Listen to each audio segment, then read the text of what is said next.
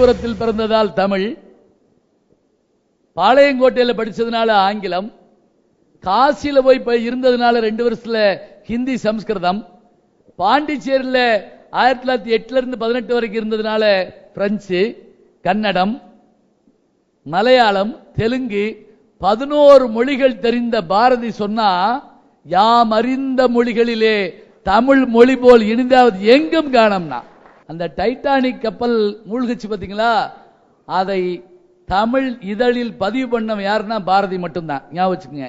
India பத்திரிகையில் 1912ஆம் ஆண்டு ஆங்கிலத்தில் இருந்த அந்த செய்தி, அப்போ உங்களுக்கு இந்த மாதிரி குறுஞ்செய்தியோ மெசேஜோ இமெயிலோ இன்டர்நெட்டோ, ஏன் டெலிபோன் கூட அவ்வளவா பழக்கத்துக்கு வராத காலம். அப்ப அந்த செய்தியை இந்தியா அவருடைய பத்திரிகையில பதிவு பண்றாங்க பாரதி. இப்ப மொழியறிவு இருந்தா தானே இதெல்லாம் சாதிக்க முடியும். இப்ப நீங்க என்ன இப்ப யோசிச்சு பாருங்க, ஒரு ஹிந்தியோ இங்கிலீஷோ தமிழ் எந்த மொழியா இருந்த மொழி மீது பற்று இருந்தா தானங்க சாதிக்க முடியும். நான் பேச போற விஷயம் என்ன அப்படின்னா, பேராசிரியருக்கு இன்னைக்கு ஒரு கல்லூரியில் போய் சேர்ந்தா அவருக்கு எவ்வளவு சம்பளம் தெரியுமா? சேர்றப்ப 15,000 தொடங்கி நல்ல கல்லூரிகளா இருந்த 30,000 வரைக்கும் தர்றாங்க. முதல்ல எடுத்து உள்ள போன உடனே ஓய்வு பெறக்கூடிய, இந்த ஆண்டு என் கூட எனக்கு முந்தி ஓய்வு பெறாங்க 2 பேரு. ஓய்வு பெறக்கூடிய 30 வருஷம் வேலை பார்த்தவருடைய சம்பளம் எவ்வளவு தெரியுமா? 1,10,000 ரூபாய். மறந்துடப்படாது. உள்ளூர் வாத்தியார் யாரும் உங்களுக்கு சொல்றது இல்ல. 1,10,000. அவருக்கு பென்ஷன் எவ்வளவு வரும் தெரியுமா? 60,000, 55,000 ரூபாய். 55,000 குறையாம வரும்.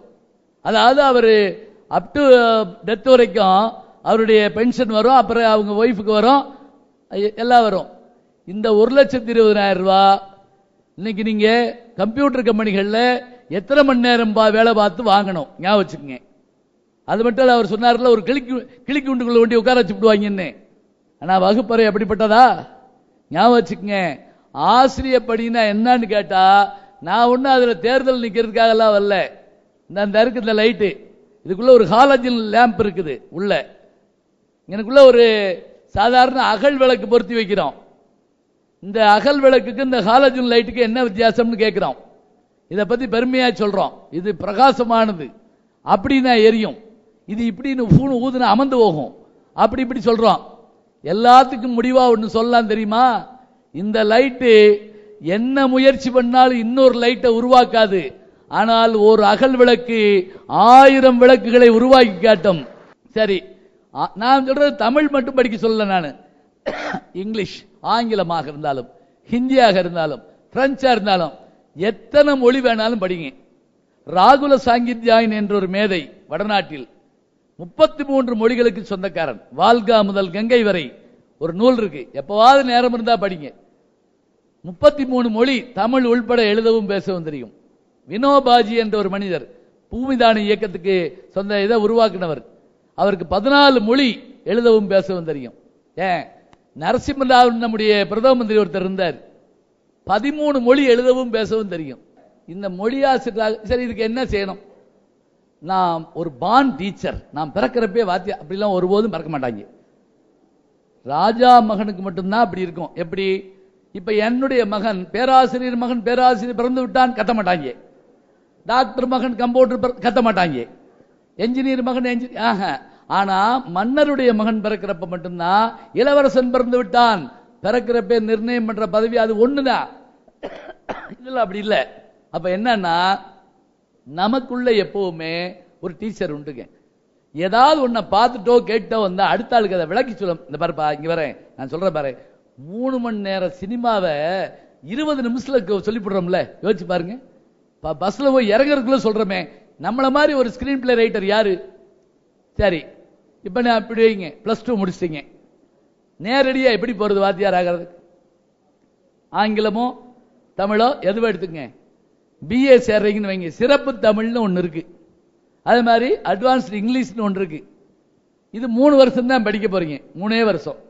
ஒன்னும் போய் எளிய அறுக்க வேண்டாம், எலக்ட்ரிக் கனெக்ஷன் கொடுக்க வேண்டாம், ஒண்ணும் இல்ல. போய் உட்கார்ந்து வாழ்க்கையை பற்றி பேசுவது. இலக்கியம்னா என்ன நினைச்சீங்க? இலக்கியம்னா ரிட்டையர்ட் ஆனவன தூக்கி போட்டு போறதா? இல்லைங்க. அதுக்கு பிறகுதான் இலக்கியம் உங்களுக்கு கை கொடுக்கும். ஞாபகம் வச்சுக்கோங்க.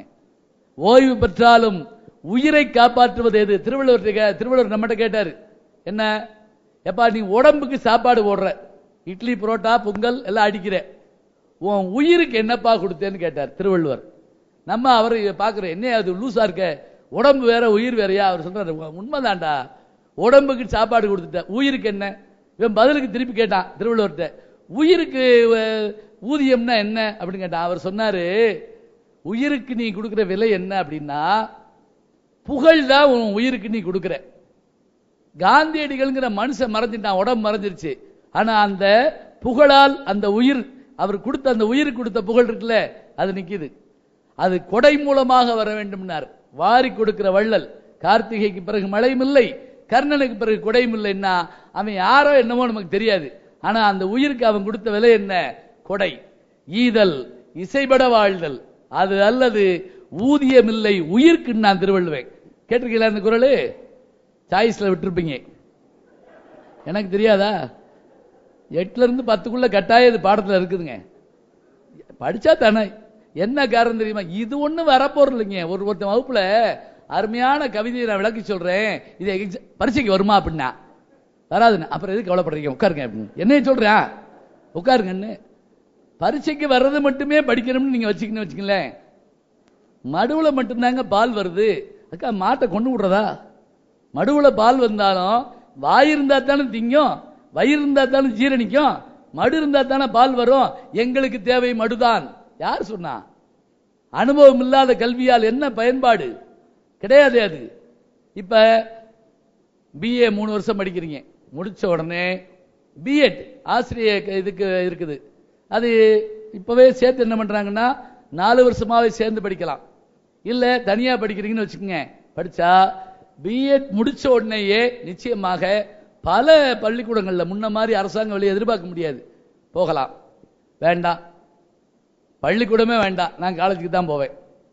ஒன்னும் இல்லை, எம்ஏ வர்றீங்க, வந்தா ஒரு அபூர்வமான விஷயம் சொல்றேன் கேட்டுங்க. என்ன? எம்ஏ படிச்சுட்டு இருக்கப்பவே 2வது வருஷம் வர்றப்ப நீங்க யூஜிசி பரீட்சைகளை எழுத ஆரம்பிச்சீங்கன்னு வச்சுங்களேன், யூஜிசி எக்ஸாம் எழுத ஆரம்பிச்சீங்கன்னா, அதாவது ஜேஆர்எஃப்னு அதுக்கு பேரு, அது நீங்க பாஸ் பண்ணீங்கன்னு வைங்க, செகண்ட் இயர்லயே பாஸ் பண்ணா எம்ஏ முடிச்ச உடனே, முன்ன எம்ஃபில்னு ஒரு பட்டம் வச்சிருந்தாங்க, இப்ப அது வேண்டான்ட்டாங்க, டைரக்டா பிஹெச்டி சேரலாம். டாக்டரேட் மறந்துடாதீங்க, டாக்டரேட் சேர்ந்தா ஒரு மாதத்துக்கு எவ்வளவு தெரியுமா ஸ்டைபண்ட் உங்களுக்கு? 20,000 ரூபாய். மறந்துடாதீங்க, டெல்லி சர்க்கார் தரக்கூடிய இந்திய இதுல 20,000 ரூபாய் மாசம். இவையெல்லாம் இருக்குது.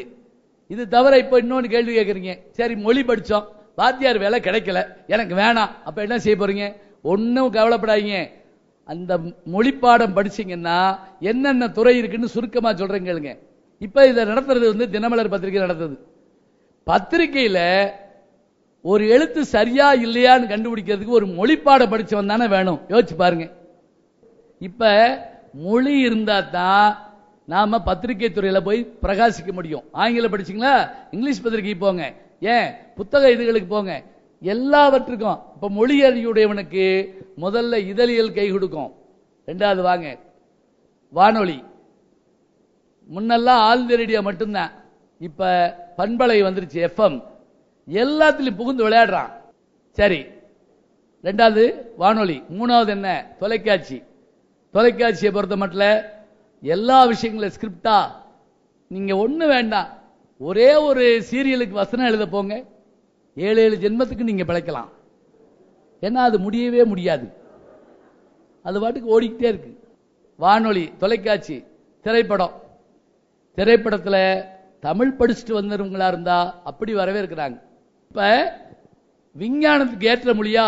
ஏற்ற மொழி நம்ம மொழி. ஞாபகம் வச்சுக்கோங்க, ஹரிதாஸ்னு ஒரு படம் இப்ப ஓடிட்டு இருக்கு, ஆர்டிசம். அது கூட கேட்டுட்டு இருந்தேன். அந்த ஆர்டிசத்தால் பாதிக்கப்பட்ட அந்த பையன், அவங்க அப்பா அப்பா ஒரு பாட்டுல அந்த பையனை ஒரு சம்பவம் பண்ற மாதிரி காட்டுவாங்க. நீ பிறந்ததே ஆச்சரியம் அப்படின்னு ஆரம்பிக்கும் அந்த பாட்டு. அதுல விஜய் ஆண்டனி ஒரு 7க்கும் மேற்பட்ட திருக்குறளை உள்ள ஊத்திருக்காருங்க. விறுவிறு விறுவிறுன்னு திருக்குறள் வந்துட்டு போகும். நான் எங்கேயோ கேட்ட மாதிரி இருக்கேன்னு பார்த்தா திருக்குறள்.